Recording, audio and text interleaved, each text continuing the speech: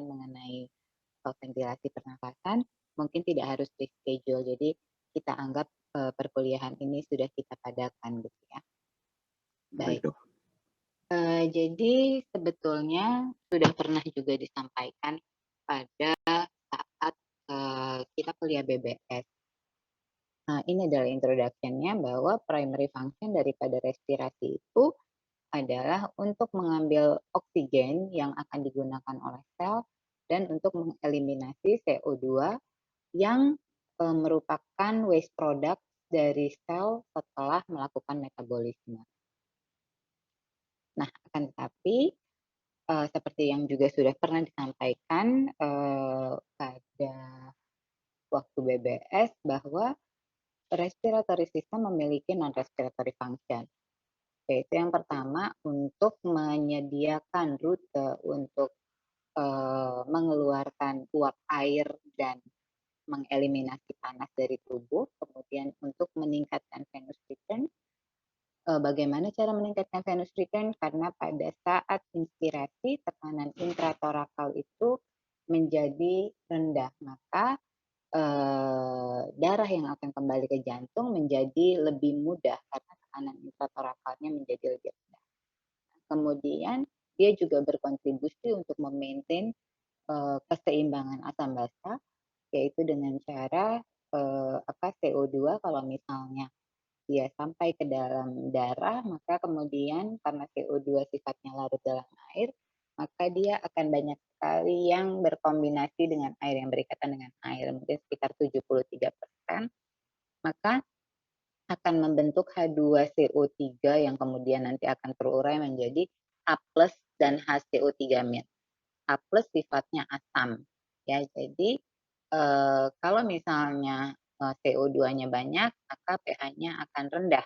Kalau CO2-nya sedikit, pH-nya akan naik. Nah, jadi dia berkontribusi untuk memaintain keseimbangan asam basa. Nah, kemudian juga sangat berperan pada vokalisasi. Jadi kita bisa bicara, kita bisa bernyanyi, itu eee, merupakan non-respiratory function.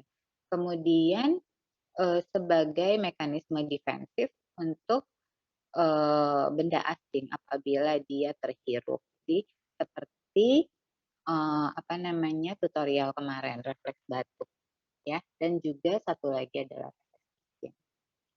Terus dia juga memodifikasi, mengaktifasi atau inaktifasi bahan-bahan yang melewati pulmonary circulation. Seperti yang saya sampaikan bahwa alkohol dia lewat pulmonary circulation. Nah, jadi cara membuang alkohol juga dengan cara kita bernafas gitu. Maka orang yang habis minum alkohol pasti nafasnya akan bau alkohol karena apa? Karena sekalian kita berekspirasi dia akan mengeliminasi alkohol tersebut. Nah, respirasi ini kebagi dua, ada internal respiration yaitu intracellular metabolic process yang terjadinya di mitokondria menggunakan oksigen dan memproduksi CO2. Nah, ini ada external respiration, terdiri dari 4 langkah. Yang pertama, udara keluar masuk paru dari dari bertukaran dengan atmosfer, kemudian udara dari atmosfer masuk ke dalam paru, kemudian masuk ke alveoli. Ini kita sebut sebagai ventilasi. Nah, kemudian setelah udara masuk yang terdiri dari berbagai macam komponen yang terutama kita selalu sebut pada proses respirasi adalah oksigen dan CO2, mereka kemudian bertukaran antara udara yang di alveoli dengan udara yang di kapiler paru. Ini kita sebut sebagai difusi. Nah, kemudian setelah mereka bertukar, kemudian oksigen dan CO2 akan ditransportasikan. Jadi kalau oksigen akan ditransportasikan menuju sel untuk dipakai metabolisme, sementara CO2 dari sel akan dibawa ke paru untuk dikeluarkan, gitu ya. Nah, kemudian eee, setelah itu, ada juga proses, pertukaran antara O2 dan CO2 di antara pembuluh darah kapiler dan jaringan. Nah, ini adalah proses diskusi yang terjadi pada antara sel dengan kapiler sistem. Nah, ini adalah overview-nya, general, helikopter view daripada respiratory system organ ya. Tentu, nanti dari anatomi akan, dipelajari lebih lanjut gitu, tapi kita yang pasti secara garis besarnya ada rongga hidung, kemudian jadi mula-mula ada lubang hidung eksternal, nares atau nostrils, kemudian dari lubang hidung udara akan masuk ke rongga hidung, kemudian dari rongga hidung akan masuk ke faring, dari faring ke laring, kemudian trakea. Trakea nanti tinggi mediastinum dia akan terbagi dua menjadi bronkus primer dan sekunder, kiri dan kanan, kemudian akan bercabang-cabang lagi sampai nanti menjadi terminal bronchiolus, seperti itu. Nah, kemudian di situ ada gambaran diafragma yang merupakan salah satu dari otot pernafasan utama. Nah, ini adalah bronchial tree, kita sebut sebagai pohon bronchial karena memang bentuknya seperti cabang-cabang gitu ya. Nah, kemudian di sini yang paling penting adalah trachea dan bronkus itu memiliki supporting cartilage gitu. Jadi sebetulnya di saluran pernafasan itu sama sekali tidak ada tulangnya kecuali kartilago atau tulang rawan yang meliputi bronkus dan trachea. Kenapa harus ada? Karena untuk membiarkan atau memaintain supaya jalan udara tetap terbuka. Nah, bronchiolus terdiri dari smooth muscle, dari otot polos ya. Jadi ini sebetulnya berguna untuk airflow regulation. Jadi dia bisa berkonstriksi, kemudian bisa berdilatasi. Ya, maka kita mengenal istilah bronchodilatasi dan bronkokonstriksi. Kenapa terjadi? Ya untuk airflow regulation. Kalau dibutuhkan dia bronchodilatasi, kalau dibutuhkan juga dia bisa bronkokonstriksi. Nah, jadi sepanjang-panjang area ini gitu ya, ini kita sebut sebagai conducting zone karena memang fungsinya hanya konduksi. Fungsinya hanya konduksi, jadi hanya menghantarkan udara. Jadi di sini udara akan dilembabkan, akan dihangatkan, kemudian akan disaring selama perjalanannya di conducting zone. Nah, kemudian ketika dia sampai ke terminal bronchiolus, dia di bagian yang di bagian terminal bronchiolus tempat alveolus melekat itu kita sebut sebagai respiratory zone. Nah, ini adalah respiratory zone. Jadi respiratory zone itu terdiri dari alveoli, kemudian pembuluh-pembuluh darah. Jadi kenapa di daerah ini kita sebut sebagai respiratory zone? Karena di sini memang eh, zona respirasi gitu. Jadi dimulainya proses pertukaran udara itu adalah di zona ini. Jadi di zona inilah kemudian terjadi proses pertukaran udara antara pembuluh darah kapiler paru dengan alveoli. Ini dia. Jadi alveoli dan pulmonary kapiler. Jadi harus tahu dan pasti sudah tahu bahwa perbedaan dari arteri dan vena pembuluh darah sistemik dibandingkan dengan arteri dan vena pembuluh darah kapiler. Bahwa kalau arteri di pembuluh darah sistemik dia bawa udara yang dia membawa darah yang kaya akan oksigen gitu ya. Akan tetapi kalau arteri di pembuluh darah paru dia justru membawa darah yang miskin oksigen. Begitu juga sebaliknya fungsinya vena. Jadi vena di pembuluh darah kapiler sistemik dia membawa darah yang miskin oksigen, akan tetapi di vena kapiler di vena paru, di pembuluh darah vena paru, dia membawa darah yang kaya akan oksigen. Nah, ini adalah struktur daripada alveolus. Struktur sederhana ya. Jadi ini adalah dinding alveolus, terdiri dari dilapisi oleh simple squamous epithelium. Tentu nanti dokter-dokter dari histologi akan menjelaskan lebih detail lagi. Kemudian ada makrofag di sana. Kemudian simple squamous epithelium itu kita sebut sebagai tipe 1. Dan nanti ada yang kemudian berubah bentuknya dan fungsinya menjadi tipe 2, yaitu surfactant secreting cell. Ya, nah, surfactant secreting cell sesuai dengan namanya, dia menghasilkan surfaktan. Nah, jadi di sini dikatakan bahwa dinding alveolar terdiri dari satu lapisan itulah simple squamous epithelium yang kita sebut sebagai tipe 1 alveolar cell. Tipis dan melapisi tipis dan membentuk dinding gitu ya. Nah, kemudian tipe 2 alveolar cell itu adalah sel tipe 1 yang sudah modified atau termodifikasi. Itu adalah tipe 2 alveolar cell, yaitu surfactant secreting cell. Dia fungsinya mensekresi pulmonary surfactant yang merupakan suatu kompleks fosfolipoprotein yang akibat keberadaannya dia memfasilitasi perkembangan paru atau lung expansion. Maksudnya lung expansion ini adalah pada saat kita inspirasi, paru-paru itu bisa mengembang akibat adanya surfaktan.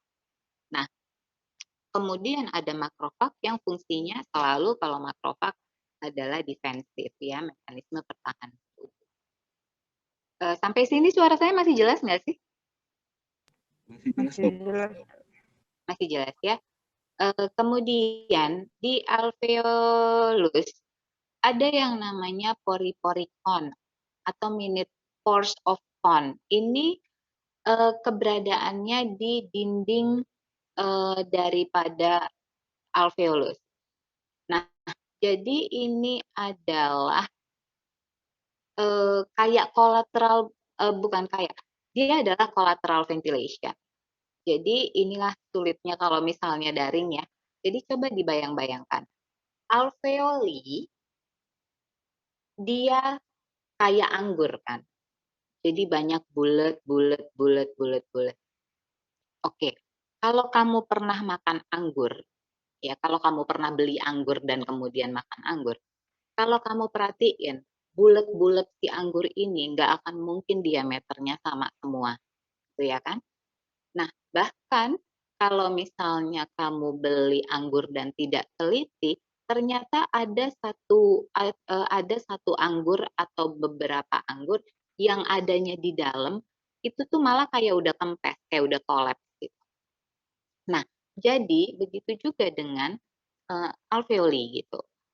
Begitu juga dengan alveoli. Jadi masing-masing bunderannya itu ya kan sebetulnya pada saat kita bernapas tidak mendapatkan volume udara yang sama equal persis tuh enggak. Jadi ada alveolus yang ada di dalam-dalam itu pada saat kita bernapas bisa saja terjadi tidak mendapatkan jumlah udara yang cukup. Nah, itulah gunanya pori-pori-con. Jadi apabila ada satu alveolus yang ada satu alveolus yang mendapat udara dengan volume lebih besar, sementara yang satu mendapat udara yang volumenya lebih kecil, gitu ya kan? Dia akan memberikan udaranya secara collateral ventilation untuk mencegah supaya si alveolus yang satu yang tidak mendapat udara volume udara yang cukup agar terhindar dari kolaps. Demikian. Agar terhindar supaya tidak kolaps. Bentar ya.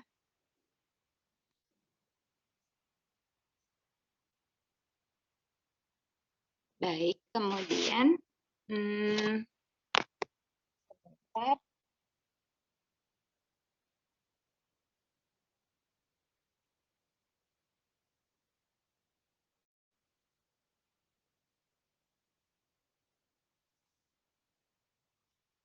Nah, paru-paru memiliki lobus ya. Jadi paru-paru kanan memiliki 3 lobus dan paru-paru kiri memiliki 2 lobus. Tidak ada otot sama sekali di antara alveoli, di antara dinding-dinding alveoli untuk membuat mereka itu inflasi atau deflasi. Nggak ada. Jadi emang benar-benar paru-paru itu ya jaringan biasa aja gitu. Nggak ada ototnya. Nah, otot atau the only muscle, otot yang ada itu memang hanya smooth muscle, yaitu di pembuluh darah dan di bronchiolus. Nah, perubahan pada volume paru itu disebabkan oleh perubahan rongga toraks, perubahan dimensi daripada rongga toraks. Jadi rongga toraks ini dibentuk oleh tulang iga. Tulang iga ini ada 12 pasang, ya kan? Dan kemudian di lantai bawahnya itu dia didasari oleh diafragma. Ya, jadi untuk sangkar bagian depannya itu adalah tulang iga, sementara lantainya adalah diafragma. Nah, kemudian ada kantung pleural, kalian pasti tahu, ada pleura visceral, ada pleura parietal. Pleura visceral dia akan melapisi seluruh permukaan paru, sementara pleura parietal dia melapisi bagian mediastinum, kemudian bagian superior daripada diafragma, dan bagian dalam daripada dinding dada. Kemudian bagian dalam daripada kantung pleura kita sebut sebagai rongga pleura. Nah, permukaan dari pleura ini menghasilkan atau mensekresikan yang kita sebut sebagai cairan intrapleura yang berguna untuk melubrikasi permukaan pleura supaya kalau misalnya paru berkembang tidak ada pergesekan antara pleura visceral dan pleura parietal sehingga tidak terjadi robekan atau apapun. Nah, ini adalah mekanisme pernapasan. Nah, kita masuklah ke ventilasi. Jadi udara tuh bergerak antara udara bergerak keluar masuk paru, ya kan? Itu betul-betul karena perbedaan gradien. Memang dibantu dengan kontraksi daripada otot. Nah, ada tiga tekanan yang sangat penting untuk proses ventilasi, yaitu tekanan atmosfer, kemudian tekanan intraalveolar dan tekanan intrapleura. Nah, jadi tekanan atmosfer dan tekanan intrapleura nilainya tekanan atmosfer dan tekanan intraalveolar nilainya sama, yaitu 760 mm air raksa apabila berada di atas permukaan laut. Nah, ketika nilainya adalah sama, maka kita sebut sebagai 0. Sementara tekanan intrapleura itu merupakan nilainya 756, maka ketika 760 kita sebut dengan 0, maka 756 kita sebut sebagai minus 4. Nah, tekanan intrapleura yang negatif ini disebabkan oleh karena tegangan permukaan daripada cairan alveolar yang tadi meliputi permukaan dalam daripada alveolar, kemudian elastisitas dari paru dan elastisitas daripada dinding toraks. Nah, tekanan intrapleura tidak boleh sama dengan tekanan atmosfer atau tekanan intrapulmoner karena memang tidak akan pernah sama karena tidak pernah ada komunikasi yang direct tidak pernah ada komunikasi secara langsung antara pleura dengan atmosfer atau pleura dengan paru-paru. Oke. Kemudian, kalau misalnya saya taruh kalau misalnya gini, suaranya masih jelas nggak ya? Masih jelas, Dok. Masih jelas ya? Nggak, tidak mengecil ya? Tidak, Dok. Oke, baik. Nah, kemudian, jadi kan kita tadi udah ngomong ya, bahwa ada pleura, oke, visceral dan parietal. Nah, antara pleura, visceral, dan parietal ada yang namanya cairan intrapleura, ya kan? Nah, kalau ada rongga, ada cairan, maka pasti akan ada tekanan. Tekanannya itu yang kita sebut sebagai tekanan intrapleura, ya kan? Nah, tekanan intrapleura itulah yang nilainya 756. Tekanan intrapleura itulah yang nilainya 756 dan harus selalu negatif karena memang tidak pernah ada hubungan secara langsung antara pleura dengan dengan paru-paru ataupun dengan atmosfer. Nah, jadi tekanan intrapleura memiliki daya kohesif, ya. Nah, daya kohesif inilah yang akan menarik atau menyebabkan dinding toraks dan paru-paru itu selalu dalam posisi yang berdekatan. Jadi saya selalu memberikan analogi pada mahasiswa saya. Kalau misalnya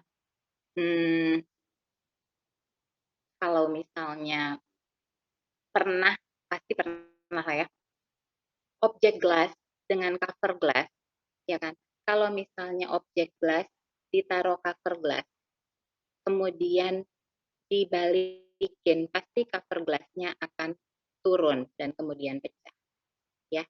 Akan tetapi kalau objek gelas kemudian ditetesi air, kemudian ditutup dengan cover gelas, maka kemanapun objek gelas ini pergi, cover gelas akan nempel.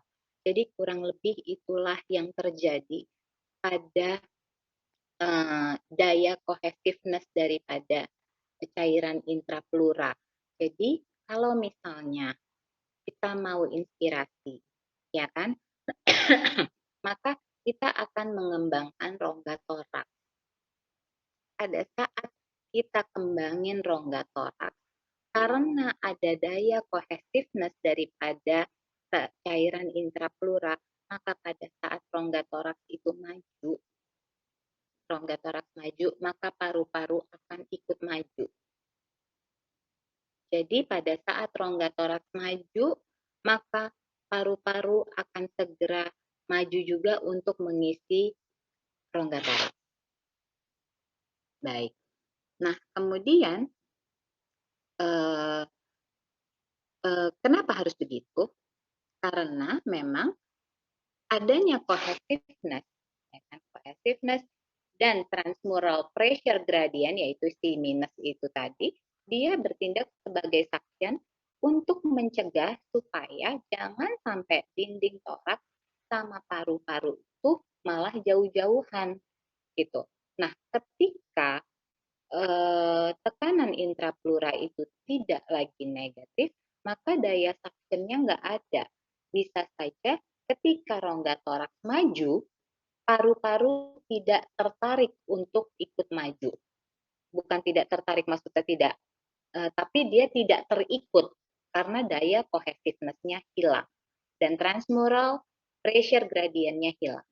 Jadi, maka tekanan intrapleura harus dijaga supaya dia tetap negatif. Oke, ini adalah satu keadaan bahwa dikatakan normalnya udara memang tidak bisa masuk ke dalam rongga pleura karena karena tidak ada komunikasi antara rongga pleura, baik itu dengan atmosfer maupun alveoli. Akan tetapi kalau misalnya tiba-tiba paru-paru itu ditusuk, ya kan misalnya berantem, tawuran, terus tiba-tiba ada yang bawa pisau, mau kubunuh, nanti mati, kalau nggak usah dibunuh lah. Kita tusuk aja sedikit. Kita tusuk aja sedikit, ya kan, maka tusukan yang sedikit itu rupanya merobek pleura, maka akhirnya pleura yang seharusnya tidak memiliki hubungan langsung antara atmosfer dengan paru-paru, dialah yang mencegah supaya atmosfer dan paru-paru itu tidak berhubungan langsung, maka akibat daripada tusukan itu, akibat daripada robekan itu, maka kemudian terjadilah hubungan secara langsung. Nah, akibat daripada hubungan langsung itu, maka tidak ada lagi transmural pressure gradient. Jadinya nggak ada lagi daya suction daripada tekanan intrapleura. Akibatnya apa?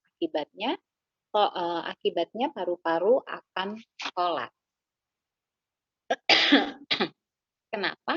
Karena ketika ada hubungan, maka tekanan intrapleura dan tekanan dari masing-masing rongga itu akan berusaha untuk menyamakan gitu dengan tekanan atmosfer. Ya, itulah tadi, maka daya suction-nya akan hilang. Sehingga dimanapun posisi rongga toraks, ya mau dia maju, mau dia mundur, paru-paru akan tetap kolaps. Gitu. Nah, inilah contoh daripada efek pneumotoraks. Ini yang tidak ditusuk, tidak ada hubungan antara paru-paru dengan atmosfer, sementara ini adalah yang ada hubungan paru dengan atmosfer. Maka paru-parunya kolaps. Oke. Jadi seperti yang sudah disampaikan tadi, ada 3 tekanan yang penting, juga sudah dibahas pada saat pleno pakar kemarin, dan selalu udara bergerak dari tekanan yang tinggi ke tekanan yang rendah. Jadi selama inspirasi, tekanan intraalveolar harus lebih kecil daripada tekanan atmosfer. Selama ekspirasi, tekanan intraalveolar harus lebih besar daripada tekanan atmosfer supaya udara keluar. Nah, tekanan intraalveolar dapat berubah karena perubahan volume daripada paru-paru. Ya, itu ada di hukum Boyle. Nah, hukum Boyle menyatakan bahwa pada temperatur yang konstan, ya kan, tekanan itu dihasilkan oleh kumpulan daripada gas yang akhirnya dia akan berbanding terbalik dengan volume daripada gas tersebut. Nah, jadi ini apabila dalam satu wadahnya itu kita anggap paru-paru, kemudian ada molekul, maka volume ini kita anggap sama dengan pressure. Ketika wadahnya dibesarkan tapi jumlah molekulnya tetap sama, maka volume yang besar akan menyebabkan tekanan menjadi lebih kecil. Kemudian ketika volumenya diperkecil, wadahnya diperkecil, volumenya menjadi kecil, maka pressure-nya akan menjadi besar. Nah, bagaimana cara membesarkan dan mengecilkan paru-paru kita, mengecilkan rongga toraks dan membesarkan rongga toraks, gitu, bagaimana caranya, gitu kan? Gimana nih caranya, gitu? Harus ada otot yang membantu, gitu ya. Jadi ada yang namanya respiratory muscle yang menyebabkan kita bisa bernafas.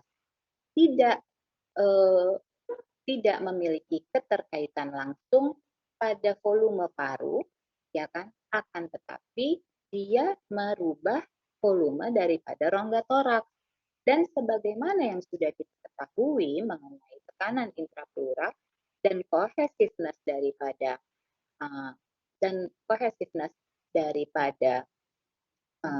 si cairan intrapleura, Maka yang kita ketahui adalah ketika otot-otot tersebut berkontraksi, ketika otot-otot tersebut berkontraksi dan kemudian rongga toraks berubah volumenya, pasti paru-paru akan ikut gitu ya kan, karena kan tadi ada transmural gradient, pressure gradient dan kemudian daya pressure. Jadi ini adalah otot-otot yang kita gunakan pada quiet respiration. Jadi ada musculus intercostalis externus dan diafragma. Nah, jadi kita cuma butuh dua otot ini aja pada proses pernapasan yang tenang. Kenapa? Dua otot ini juga cuma kontraksi dan relaksasi aja dan hanya dibutuhkan pada proses inspirasi. Proses ekspirasi kita nggak butuh otot. Bukan nggak butuh otot, kita hanya mengandalkan relaksasi daripada dua otot ini aja. Gitu. Jadi kita nggak butuh otot lain untuk mengeluarkan udara. Jadi kita cuma butuh musculus intercostalis externus untuk kontraksi dan diafragma untuk kontraksi, maka kemudian kita bisa inspirasi. Terus kalau ekspirasi, ekspirasi pada quiet respiration adalah proses yang pasif. Jadi hanya dengan dua otot ini berrelaksasi, maka semua udara sudah bisa dikeluarkan dari dalam paru. Ini adalah saraf-saraf yang mempersarafinya. Jadi ada diafragma yang dipersarafi oleh nervus phrenikus, kemudian ada intercostalis externus yang diinervasi oleh nervus intercostalis. Nah, jadi pada saat inspirasi, diafragma dan musculus intercostalis externus akan berkontraksi diakibatkan oleh stimulasi dari nervus-nervus tersebut. Ketika diafragma berkontraksi, ya kan, maka diafragma yang tadi bentuknya kubah akan mendatar. Oke, sehingga diameter atas bawahnya rongga toraks akan melebar. Oke. Nah, ketika musculus intercostalis externus berkontraksi, maka serat-seratnya akan mengangkat tulang-tulang iga untuk naik elevasi, sehingga diameter antero-posterior daripada rongga toraks akan membesar. Tadi atas bawahnya sudah melebar, sekarang antero-posteriornya melebar. Akibatnya apa? Rongga toraks membesar karena selalu akibat ada daya cohesiveness, paru juga akan melebar, expand. Ketika wadahnya expand, volume yang ada jumlahnya sama, maka pressure akan turun. Ya kan? Sebagaimana hukum Boyle tadi. Ketika pressure turun, maka apa yang terjadi? Pressure tekanan intraalveolar akan lebih rendah daripada tekanan atmosfer, maka udara bisa masuk ke dalam paru-paru. Jadi inilah yang terjadi atau ini adalah peristiwa-peristiwa yang terjadi selama inspirasi. Jadi diafragma dan musculus intercostalis externusnya, kemudian volume rongga toraksnya meningkat, kemudian tekanan intrapleuranya menjadi lebih negatif, kemudian paru-paru ekspansi, intrapulmonary pressure menjadi lebih negatif, airflow into the lungs. Udara kemudian bergerak ke arah paru-paru. Nah, seperti yang saya sampaikan tadi, ketika di akhir inspirasi, maka otot-otot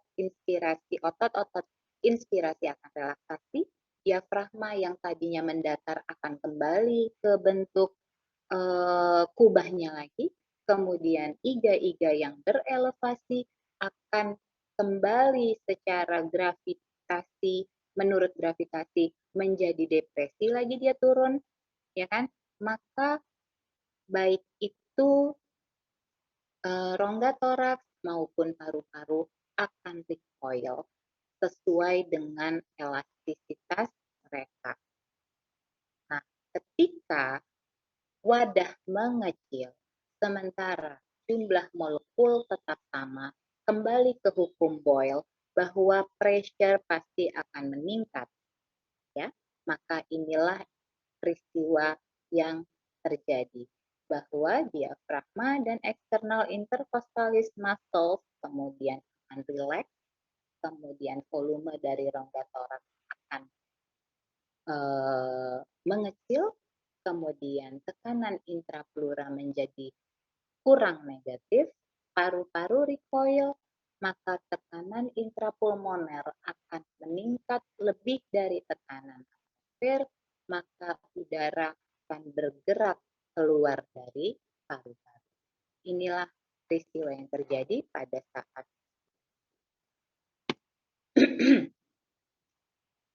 Oke, nah bagaimana kalau misalnya terjadi pernapasan yang dipaksakan atau deep inspiration dan deep expiration?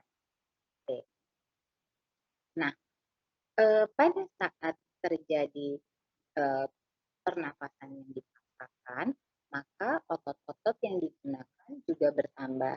Kita tidak lagi hanya bisa menggunakan dua otot respirasi atau dua otot inspirasi utama. Nah, jadi kalau tadi cuma perlu diafragma dan external intercostalis muscle, maka kemudian pada saat pernafasannya dipaksakan, kita butuh bantuan.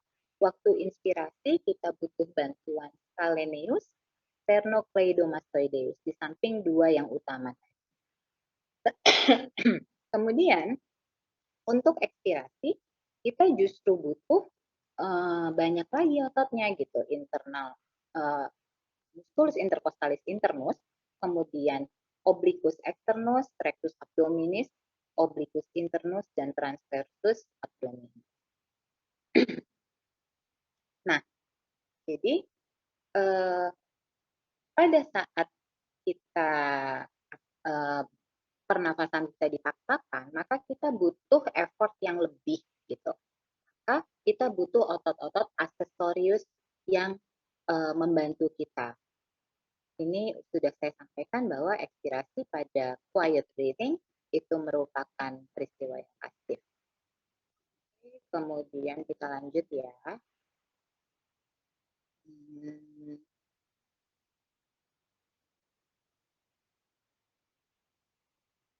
Jadi keperluan kita untuk bernafas yang dipaksakan atau bernafas yang lebih dalam itu bukan tidak menyebabkan paru-paru kolaps gitu. Karena apa? Karena tekanan intrapleuralnya tetap masih negatif. Jadi tidak akan membuat paru-paru kolaps. Akan tetapi mungkin ada sesuatu di sana sehingga resistensinya menjadi lebih besar. Karena apa? Karena sebetulnya airway resistance selama kita normal-normal aja, resistensi jalan udara itu sangat-sangat kecil, bahkan bisa dianggap tidak ada gitu ya. Ini adalah rumusan daripada airway resistance. Jadi F itu adalah kecepatan airflow, kemudian delta P merupakan perbedaan antara tekanan tekanan atmosfer dan intraalveolar. Kemudian R ini adalah diameter atau resistensi daripada jalan nafas ditentukan oleh diameter. Jadi primary determinant daripada resistance airflow itu ya sebetulnya adalah radius daripada conducting airways. Jadi selama diameternya baik-baik aja sebetulnya resistensi jalan nafas itu sangat rendah gitu. Bahkan perbedaan tekanan yang cuma 1 sampai 2 mm air raksa saja ya kan udah bisa menyebabkan proses pertukaran udara. Itulah saking resistensinya kecil gitu. Pokoknya beda dikit aja udara udah bisa masuk. Kayak gitu ya. Akan tetapi kadang-kadang kalau misalnya radiusnya itu berubah atau apapun, itulah yang menyebabkan resistensi menjadi lebih besar. Kemudian, nah, adjustment yang apa ya, modest adjustment ini apa ya, penyesuaian yang halus gitu ya, pada airway size ini biasanya ditangani oleh autonomic nervous system regulation. Jadi ada stimulasi parasimpatis yang bisa menyebabkan bronchoconstriction sehingga menyebabkan peningkatan airway resistance, ya kan? Karena apa? Kan tadi kita udah sepakat bahwa yang paling menentukan resistensi jalan nafas adalah radius. Jadi begitu radiusnya berkurang, maka akan terjadi peningkatan airway resistance. Nah, kemudian ada sympathetic stimulation, justru stimulasi saraf simpatis akan menyebabkan bronkodilatasi. Bronkodilatasi akan menyebabkan airway resistance-nya justru lebih sedikit karena radiusnya menjadi lebih lebar kan. Nah, di sini dikatakan bahwa airway resistance biasa meningkat pada chronic obstructive pulmonary disease, ya seperti COPD, kemudian bronchitis kronis, kemudian asma dan emfisema. Selama siklus respirasi, paru-paru dia akan bergantian ekspansi selama inspirasi dan recoil selama ekspirasi. Apa dia bilang two interrelated concepts ini dia disebabkan oleh karena pulmonary elasticity, ya. Jadi elastic recoil itu merefer kepada bagaimana paru-paru itu secara cepat dia akan rebound, atau ketika dia kembang kemudian dia akan rebound kembali, dia akan recoil kembali karena elastisitasnya. Nah, compliance itu dia reverse kepada bagaimana effort yang dibutuhkan untuk membuat paru-paru itu stretching atau melebar.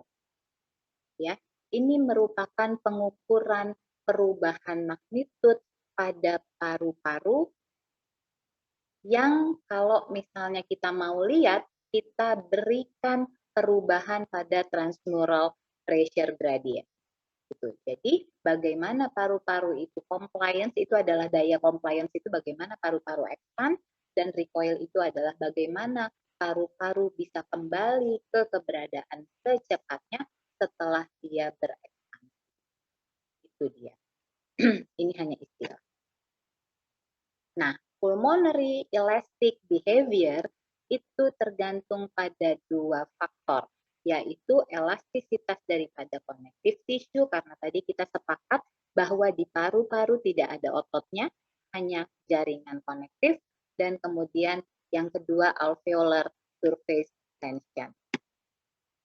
Nah, sekarang kita cerita tegangan permukaan alveolar. Tegangan permukaan alveolar itu disebabkan karena di alveolus itu di bagian dalamnya ada cairan. Nah, cairan ini dia nempel langsung ke dinding alveolus. Jadi, kembali lagi nggak enaknya daring, dia kan ngelapisin dinding dalam daripada alveolus, ya. Ternyata dia memiliki daya cohesiveness. Jadi antara si cairan dengan dinding alveolar itu kayak lengket-lengketan gitu. Oke. Nah, dia tuh kayak tempel-tempelan. Sementara masing-masing molekul daripada cairan alveolar tadi, ya kan, dia berusaha untuk saling berdekatan. Dia berusaha untuk saling berdekatan kayak mau ngumpul di tengah gitu. Nah, ketika dia berusaha berdekatan, dan berusaha untuk ngumpul di tengah, akibat daya kohesifnya, dia membawa si dinding dalam alveolus. Jadi, ketika cairan tersebut molekulnya masing-masing pengen ngumpul di tengah, dinding alveolus itu ke bawah, jadi kayak ketarik, maka pada saat itu alveolus memiliki kecenderungan untuk kolaps. Sampai di sini paham nggak? Sampai di sini Paham, Dok. paham nggak mengenai alveolar surface tension? Paham, Dok. Paham? Yakin?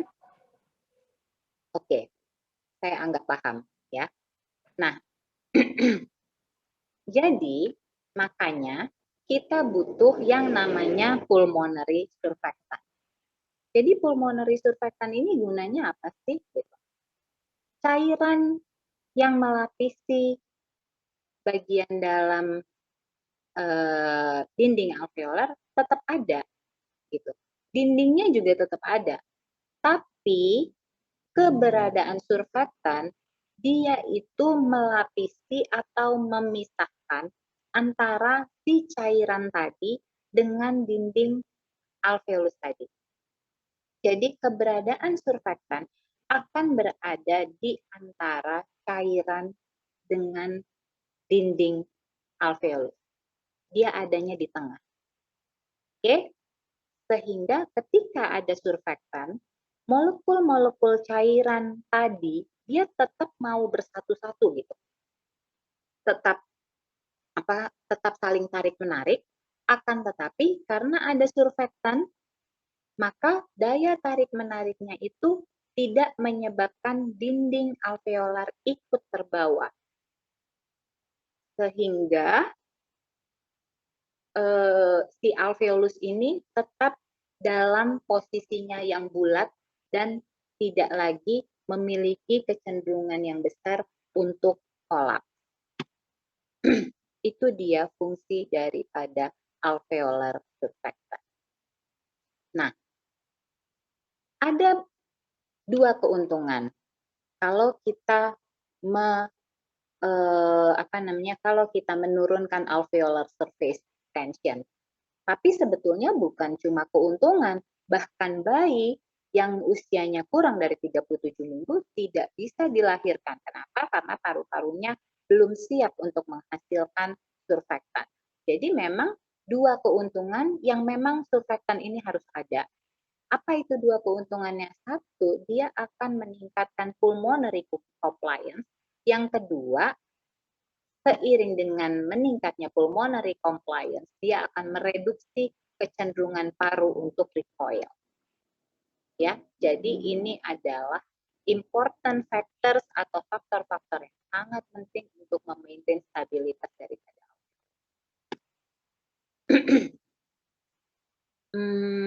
ini ada hukum Laplace. Ini adalah dia katakan bahwa magnitudo inward directed collapsing pressure itu directly proportional to the surface tension. Jadi kecenderungan untuk kolaps ya kan itu berbanding lurus dengan tegangan permukaan dan berbanding terbalik dengan diameter daripada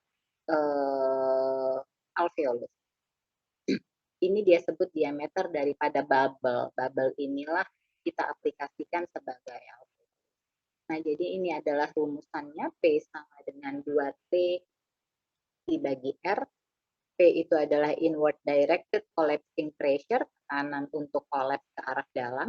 Yang P ini adalah tegangan permukaan dan R adalah diameter daripada bubble. Kemudian dikatakan di sini apa second factor that contributes. Second factornya itu adalah yang menjaga stabilitas daripada alveolar itu adalah si pori-porikon, karena dia bilang bahwa interdependence atau ketergantungan di antara alveoli yang saling bertetangga. Inilah pori-porikon Jadi apabila satu alveolus start to collapse, kemudian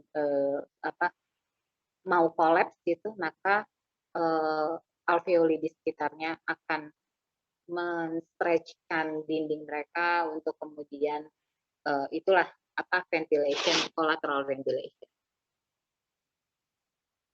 Ini dia bahwa karena resistensi itu sangat sedikit, jadi effort yang kita gunakan atau effort yang kita keluarkan juga sangat kecil gitu, energi yang digunakan untuk pernafasan yang quiet gitu.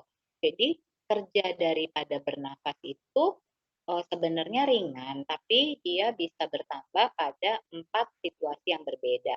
Yang pertama adalah kalau misalnya daya compliance paru itu menurun, yang kedua kalau misalnya airway resistance-nya meningkat, yang ketiga kalau misalnya daya elastisitasnya menurun, yang keempat, kalau misalnya kita butuh ventilasi yang lebih gitu.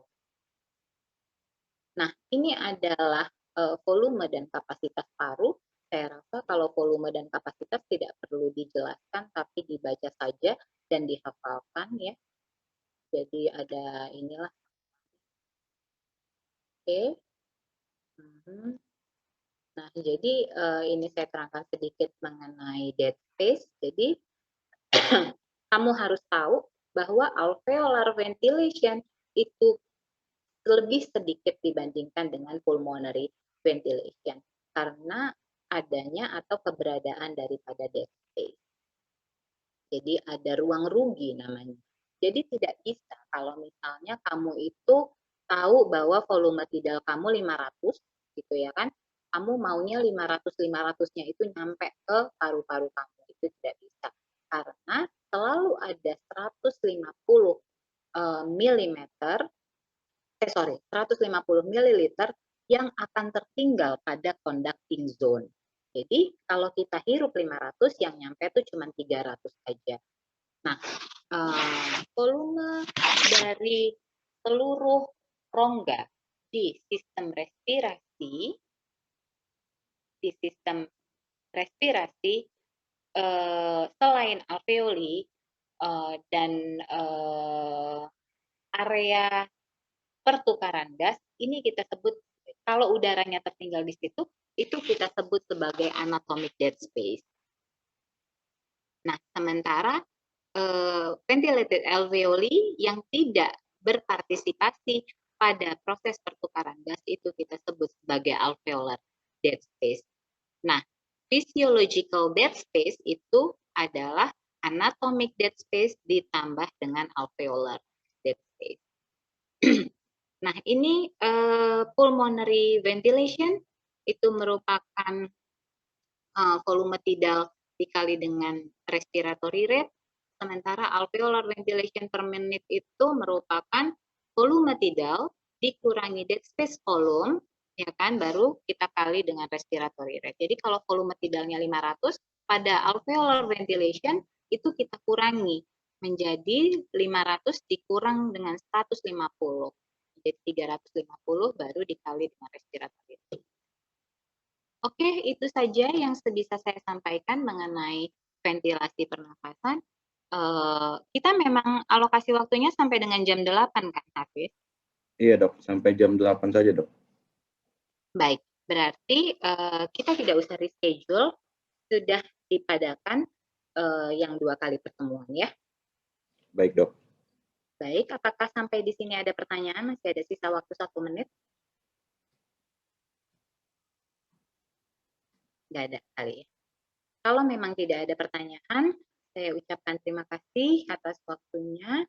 Sampai ketemu lagi di kuliah selanjutnya. Tolong Hafiz saya diingatkan kalau besoknya mau kuliah. Kemudian mudah-mudahan ilmunya bermanfaat, berkah. Selamat pagi. Assalamualaikum warahmatullahi wabarakatuh. Saya izin live ya. Baik, baik. Waalaikumsalam warahmatullahi wabarakatuh. Terima kasih banyak dok. Terima kasih banyak dok. Selalu Oke, dok. mudah-mudahan apa yang saya jelaskan